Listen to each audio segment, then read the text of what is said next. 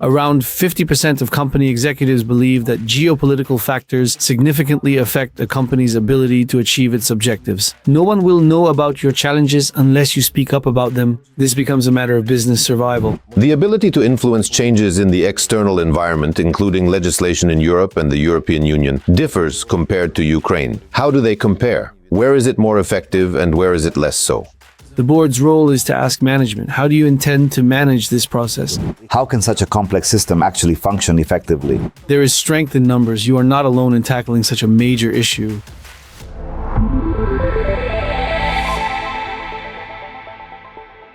Ladies and gentlemen, welcome to the Boards of Directors with Sergiy Bulavin channel. As you know, boards of directors and their members operate not only within the company and with top management, but also act as representatives of the company to the public and its stakeholders. Therefore, building and maintaining relationships is critically important at the level of the board, as well as for members of supervisory and advisory boards. Today we are joined by Alexander Krivosheyev. Alexander is an international specialist and expert in public relations. He has over 30 years of experience in international business in senior leadership roles. Alexander is also a lecturer at the Kiev School of Economics and a business consultant. Joining me in the studio is my colleague Dmytro Kozlov. Dmytro is a member and chair of advisory and supervisory boards of Ukrainian companies. Together with Dmytro, we will discuss with Alexander issues related to managing the external environment for businesses. Alexander, Dmytro, welcome. Greetings, colleagues. Hi, everyone.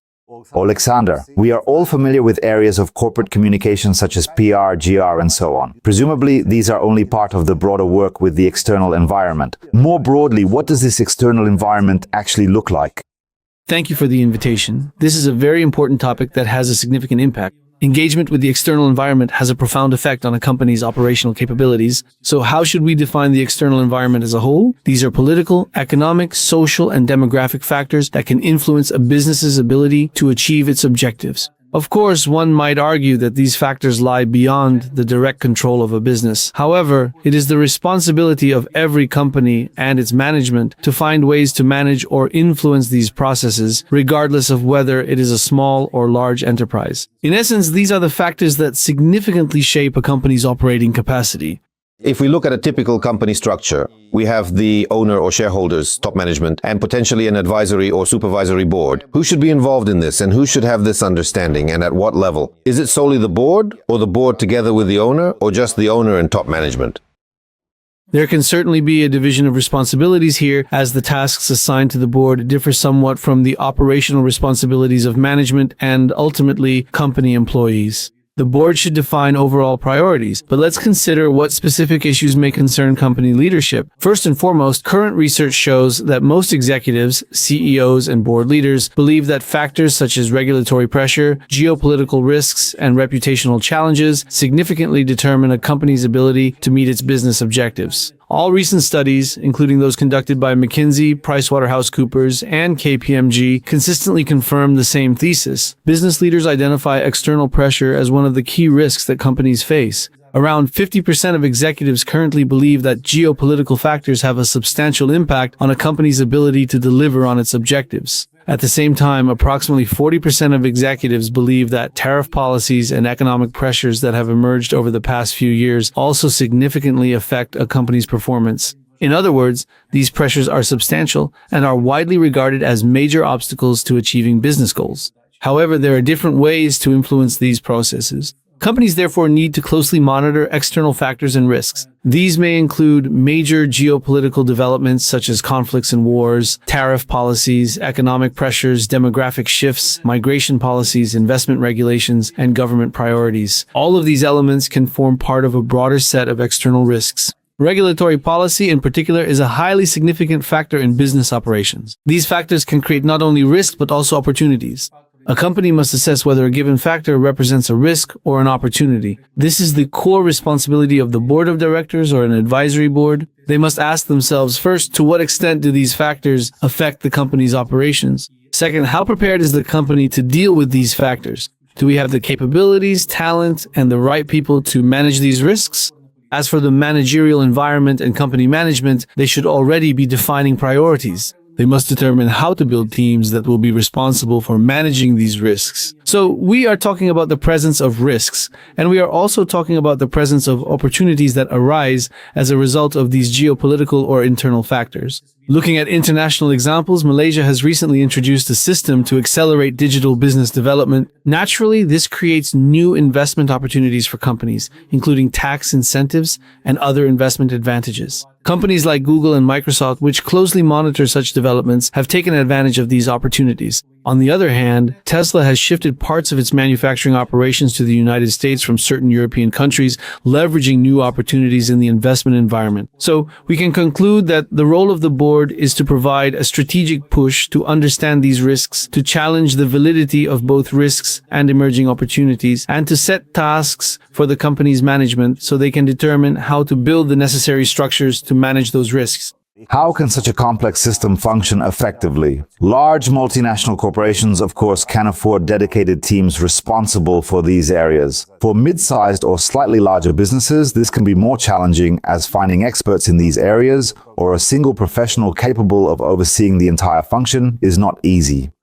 Indeed, this is a challenge. Many big companies, many large-scale companies have dedicated departments that handle these matters. The important responsibility of the board is to ask management, how exactly do you plan to manage this process? Management must then decide whether to establish a dedicated department or assign a specific specialist to oversee this area. Ultimately, regardless of the size of the business, there will always be someone responsible for this function. This could be the company's CEO himself or herself. It could even be a small business, a dry cleaner, for example. As the owner of such a business with, say, 3 employees, you still need to understand who heads the local council, what licenses are required, whom to approach, and have a general grasp of the tax and regulatory framework in the country. This responsibility may fall on a single individual. As the business grows, however, you can begin to appoint a specialist to handle these matters. I started working in the 1990s for an international company operating in Ukraine. At the time, the organization based in Kiev consisted of just 5 people. At that stage, I was the only person responsible for public relations,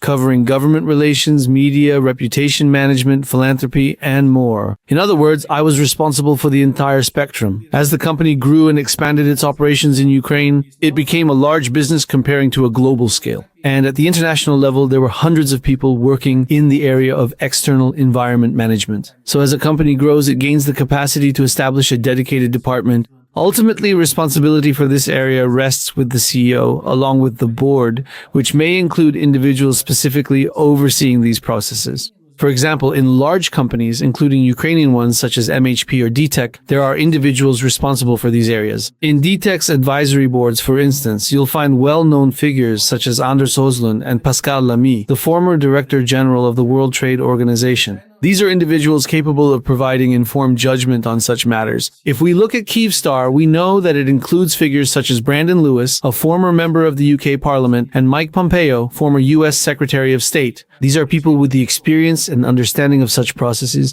They know the right questions to ask, but those are large companies, of course. For small businesses, there may be a different approach, and this is precisely the direction you are aiming to develop, creating advisory boards for small and medium businesses. This allows small and medium business owners to focus on their core activities, whether it's running a dry cleaner, baking bread, or construction. They can instead rely on an advisory board to address such matters, resolve uncertainties, and provide guidance. An advisory board can also leverage its network of contacts, and it should actively use them. It should have its own judgment. It should monitor issues that may affect the business, whether in the regulatory environment, the reputational sphere, or in terms of social trends and expectations. And of course, it should provide guidance on how these challenges can be addressed. To what extent can this be outsourced? That is certainly possible, of course. It is always important to emphasize that a business is not alone in facing its challenges. It does not operate in isolation with the problems it encounters. There are business associations. There are many industry-specific and cross-sector associations. For example, the European Business Association is very active in Ukraine and works specifically on these kinds of issues. That is exactly what they exist for, and that is the purpose for which they were created. They focus on advocacy, stakeholder engagement, and representing business interests. Large network-based organizations such as the Chamber of Commerce and Industry of Ukraine or the American Chamber of Commerce in Ukraine, as well as bilateral chambers like the Ukrainian Swiss Business Association or the Ukrainian British Chamber of Commerce, all work in this space. This is the first point, and small, medium, or large businesses can join these associations and rely on them. There is strength in numbers. You are not alone in tackling major challenges. First aspect. Another area is organizations that specifically support small and medium business development. For instance, there is the National SME Platform, which brings together various unions focused on supporting small and medium-sized enterprises. There is also the Union of Ukrainian Entrepreneurs and the International Association for SME Development and Support. In addition, there are resources available through international frameworks and programs. For example, the Swiss government supports Ukrainian small businesses by helping them address key challenges, from access to financing and strategic development advice to building capabilities for managing the operational environment. There are also industry-specific associations such as the Association of Meat Industry of Ukraine or the Association of Restaurateurs of Ukraine. These are highly valuable resources that deal with such issues on a professional level. That is one approach, meaning relying on associations. On the other hand, businesses can turn to resources such as consultants and agencies. There are many of them today, both in Ukraine and globally. They address these issues professionally. These may include communications and PR agencies, government relations firms, or full-service agencies that cover the entire spectrum. However, for small and especially medium-sized businesses, this approach needs to be applied thoughtfully and selectively. In other words, you should clearly identify whom to engage and for which specific issues. On the other hand, we understand that today the ability to communicate and to convey one's point of view is extremely strong. With digital technologies and the ability to publicly articulate positions, even companies with limited internal resources can effectively address these issues. For example, during the discussion following the introduction of the European Union's Artificial Intelligence Act, small businesses, which are currently helping to shape this environment alongside the big tech giants, of course, have their own perspective on it. Take, for instance, the Dutch company BERT. It actively voiced its position through its CEO, both on social media and in the press, noting that the restrictions introduced by the AI Act in Europe may require quite radical adjustments from companies, particularly SMEs, and could even lead to businesses relocating to other regions, such as the United States. In other words, there is now a real opportunity to make your voice heard. Even if you are not connected to major media outlets like the Financial Times or other large publications, you can still work actively with associations that have their own platforms and communicate your position through those channels where it can gain visibility and traction.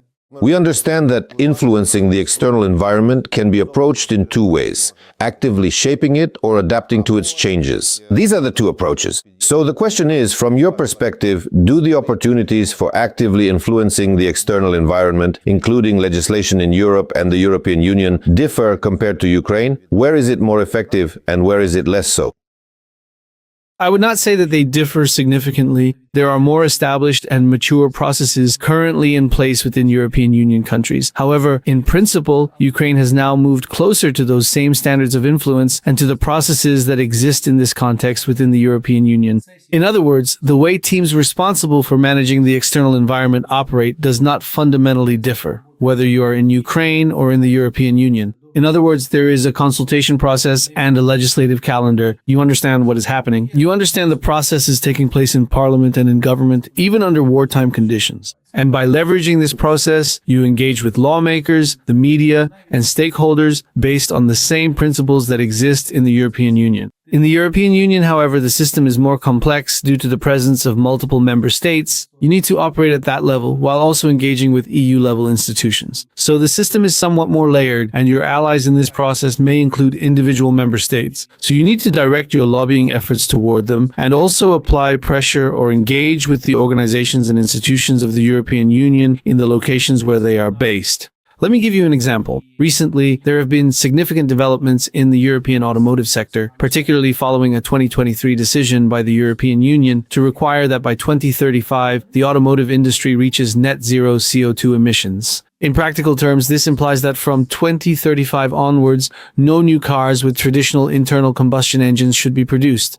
However, the industry has faced challenges in meeting this target, as currently only around 16% of vehicles are electric, so it is an unrealistic share of the industry that could operate in this way, and it will not meet consumer demand up to 2035, and it will be impossible to transition the entire industry by 2035 to a fully electric powertrain system. As a result, the industry coordinated its efforts by engaging with national governments. They mobilized, for example, the German government and the Italian government, which supported their sectoral demands to slightly delay or soften these requirements. As a result, the year-end proposal was passed under combined pressure from governments, industry players, companies, CEOs, media engagement, and standard lobbying meetings. This collective pressure led the European Commission to propose easing the rules, with discussions now considering adjusting the target, for instance requiring 95% of vehicles to be electric instead of 100%, allowing a limited share of traditional engines. This approach avoids an immediate shock to the industry and prevents a radical disruption of its operating model. In short, the system is quite complex. You need to work both with national governments and central institutions. If you operate in Ukraine, the overall approach remains the same. You need to operate at all levels. You need to engage with technical staff and experts who shape the thinking of government and parliamentary structures. You also need to work with the leadership of the government and parliament in order to be effective. You should engage with local authorities as well, mayors and municipal governments, so they can help convey your position to the government or parliament. In other words, the principles remain the same. Adapting a company to change is generally simpler in terms of resources, time, and effort. Based on your experience, when should a company start actively influencing the external environment? Because we understand that this requires more time, funding, and human resources. So what is your view on this? After all, adapting seems easier.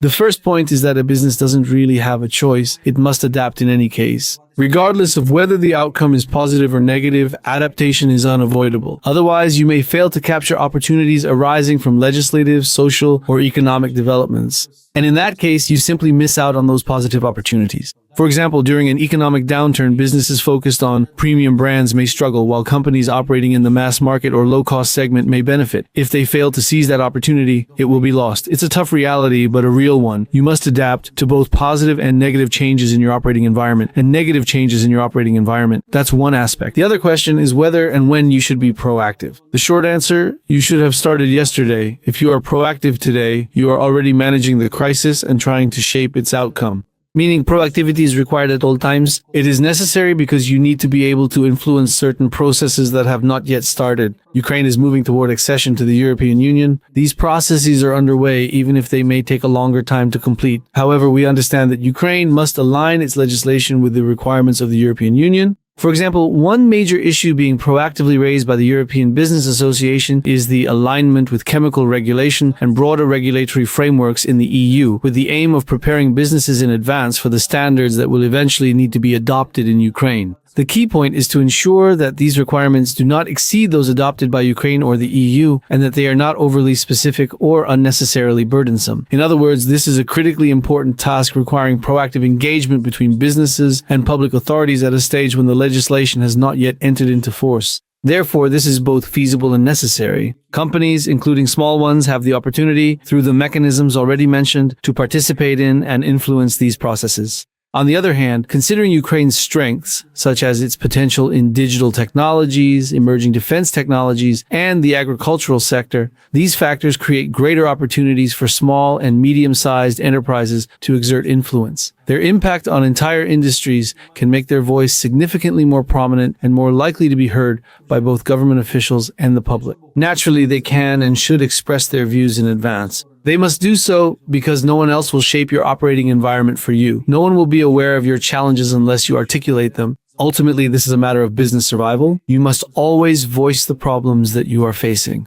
From a broader perspective, some issues need to be addressed proactively at different levels, and where they are long-term in nature, they should be embedded within strategy, planned as strategic initiatives aimed at achieving overarching objectives. How does this work in practice? For example, are there specific KPIs or OKRs that are most commonly used to set objectives and monitor performance in areas related to the external environment, such as market dynamics, customer behavior, competition, or regulatory change? First and foremost, we must trust the processes. So you need to establish processes, trust those processes, and adhere to them very strictly. At a minimum, you should review your stakeholder map once a year. So who are your stakeholders? Who are the interested parties you interact with? Who you can influence? Who can either help or hinder your business? And who you can meaningfully influence as a business through your operations. This allows you to assess your network of contacts, identify new stakeholders, and keep your mapping up to date. People change constantly. You may know the current prime minister today, but tomorrow there could be a new one. Your network must therefore be continuously updated. This is standard stakeholder management practice. You also need to have some form of annual planning and a structured planning system in place so that you can assess in advance what regulatory and legislative challenges your organization may face in the coming year and what you are actually able to anticipate. These processes are, to a large extent, predictable. They follow certain plans and timelines. Of course, critical situations may arise. We operate in the real world after all, but to the extent that developments can be anticipated, you will be better prepared. It is the role of the board, as well as senior management, to drive the business toward implementing these processes and ensuring that such reviews take place. And naturally, these should be revisited periodically, once or twice a year, to assess what has changed and how dynamic the situation is. Furthermore, if objectives are set for a department or for employees responsible for these areas, performance must be measured, because what is not measured cannot be managed. But managing or measuring the performance of departments that handle corporate affairs, such as PR, public relations, government relations, and similar functions, is one of the most difficult measurement challenges for many organizations, both large and small. Major international conferences and expert discussions have explored what exactly can be measured and how the performance of these functions can be assessed. One commonly used principle is to measure input, output, and outcomes. What does this mean? You could, for example, hold 10,000 meetings with high-level stakeholders and publish 10,000 articles, yet achieve zero tangible result. In that case, you are measuring input, what you invested in the activity, rather than its actual impact. That said, input metrics can still be useful, for instance when you need to energize a relatively passive or inactive organization by asking simple questions such as, how many meetings did you hold this week? Show me what you did this week. Like Elon Musk, when he came in to deal with bureaucratic processes in the United States, he asked every bureaucrat what they had done in the past week that changed anything in the world. It is a tough approach, but it can be effective in driving activity, although it does not necessarily translate into real business impact.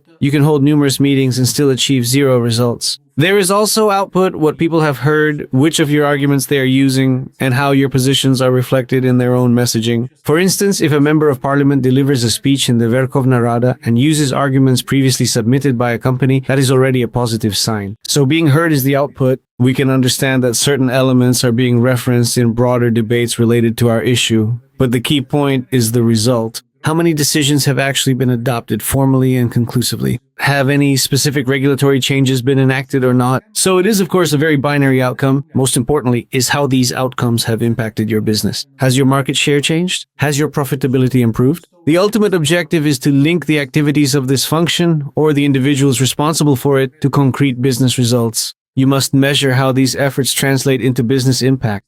Because on the one hand, we understand that stakeholders are very important. And in general, we are currently in a global transformation, a shift of capitalism from a model focused on owners to a model focused on stakeholders. On the other hand, business owners, particularly in Ukraine, are increasingly focused on ROI, return on investment, across all activities, projects, and initiatives. This is driven by the current environment, where resources, including human capital, are limited, and their optimal allocation is essential. Therefore, business results and their impact on the P&L are ultimately what matter most. Strategic communication is one of the key competencies and focus areas that supervisory board members should actively oversee. In your view, what additional competencies beyond areas such as government relations, PR, and reputation management should board members possess in order to effectively influence and manage the external environment?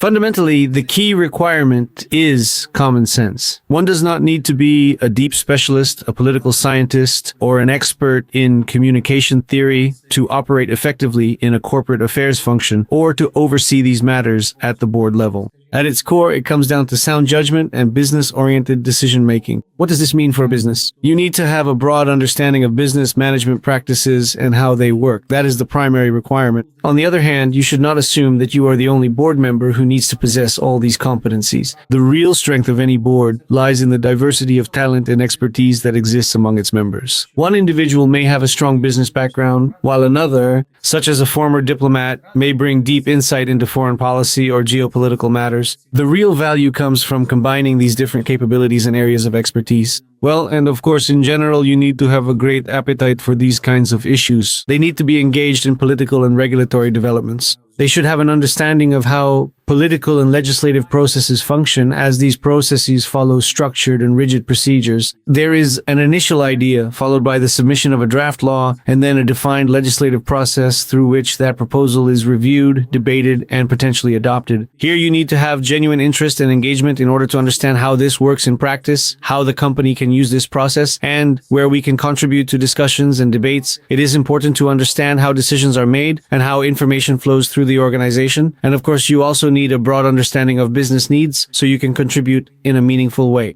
I do not believe that board members themselves need to be specialists in these areas. They need to understand them. They need to be interested. But this does not require specialized expertise specifically from board members. Board members should rely on qualified professionals, internal teams, and external advisors. They should ensure that resources and budgets are allocated, and they should draw on insights from external agencies and consultants who can provide guidance on political developments and social trends. Based on this input and guided by sound judgment and an understanding of business priorities, they can then make informed decisions about the company's direction.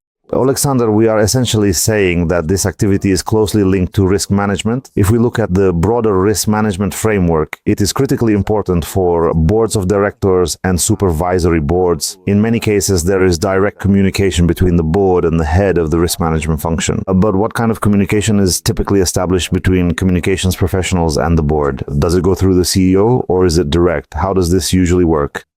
This varies depending on the size of the organization and its governance traditions. Boards may invite these professionals to attend meetings in order to hear directly from them, understand the situation, and receive their perspective. In fact, this should be standard practice. We should not look at the CEO or management as a filter that completely discards what is coming from individual employees and then distorts it before passing it on to the board. This interaction should take place at a direct, unfiltered level. Boards can invite representatives of communications, PR, public affairs, or government relations functions to their meetings several times a year to provide briefings and insights. Board members need to have a clear understanding of what is happening. They need to understand the vision coming from people who deal with this issue professionally. This is what provides them with a real, practical sense of the situation. They can then combine this input with their own experience, perspective, and judgment. This in turn enables them to provide guidance and direction to the relevant departments or to company management. So communication should be direct but also structured within a defined process. As mentioned earlier, there should be annual or semi-annual planning cycles. Then the board can call these people directly, not relying only on the CEO or top management because they have other issues they need to focus on. On the other hand, this also has a very strong developmental effect because employees, including regular professionals working on these topics,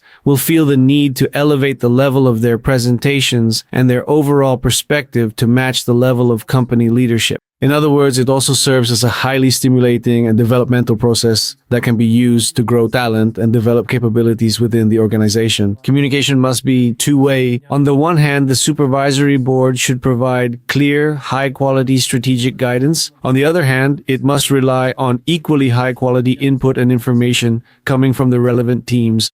How should this be positioned within the company? For example, we understand that external audit and risk management functions typically include direct communication with the board of directors or the supervisory board. Are there cases where the communications function is structured as part of the risk management department? In practice, there are many different models for structuring these functions within a company. Personally, I believe they should be integrated into a single function covering government relations, public affairs, media relations, as well as areas such as philanthropy and sustainability. These functions should operate in a coordinated manner. At the same time, this group must be closely connected to all other business functions. It cannot operate in isolation. Otherwise, it risks becoming a detached, inward-looking unit focused only on media relations, networking events, and political topics without understanding what truly matters for the business. Such a setup is not sustainable and will eventually lead to dysfunction, potentially resulting in the unit being disbanded because it fails to serve the business's needs. So even if this function operates as a team, it must maintain strong horizontal links with other departments, as those departments are effectively its internal clients. These business units should be able to articulate their needs clearly. For example, We need legislative changes because we cannot obtain licenses, or we are facing excessive tax pressure, or we are restricted in communicating with our customers due to regulatory limitations, or we are dealing with reputational challenges affecting our customer base, or environmental constraints are preventing us from expanding production or delivering our products. Without this input, communications professionals will not fully understand the real needs of the business. That is why there must be either embedded representatives or strong ongoing interaction with other departments and teams across the organization. At the same time, there may be communication-related functions located in other areas, for example, internal communications within HR or crisis communications within risk management. However, in my view, this is not an ideal arrangement as it tends to create fragmented communication channels. Both in crisis situations and in normal operations, a business must maintain a single, consistent voice and a clear point of entry. Otherwise, it will lead to a very fragmented understanding of the business positions and priorities. It is therefore highly beneficial to have a senior level leader responsible for communications in a broad sense at the executive and board level, as well as a unified operational team handling these matters within the company. This structure also enables information to flow in the opposite direction. Not only should the business generate requests for communication support, but the communications function itself should proactively identify emerging trends, opportunities, and external developments and feed these insights back into the business. Well, that is already a high level. This would represent the highest level of achievement for such a function when it truly understands the business and can say, you may not be aware, but these opportunities exist and we can leverage them. That is exactly what I mean by the ability to proactively influence the business environment in order to achieve stronger results in performance. Naturally, of course, this is highly valued. When professionals from what might be considered more humanities-oriented fields come into a business and give recommendations because they know how these systems work, and can identify opportunities that may not be visible to management focused on day-to-day operations such as marketing, production, supply chains, or distribution. Alexander, thank you very much for this insightful and engaging discussion and for sharing such valuable perspectives. Thank you. Dimitro, thank you very much. Thank you, Sergiy. Thank you, Sasha. Thank you for the invitation. I would like to emphasize once again that businesses cannot afford to neglect these issues. He must manage his operational environment. There is always a question of whether you can manage it or somehow compensate for it. In my view, we should intervene proactively. There are established processes and disciplines that support this. You need to know people. You need to understand political processes. You need to know how to formulate and communicate your position. All of this contributes to the development of the business. While there are dedicated functions responsible for these areas, they must remain firmly within the focus of executive management and the boards overseeing the organization. They should also have a measurable impact on ROI and the P&L. That is what matters most. Ladies and gentlemen, thank you for being with us. See you next time on our channel.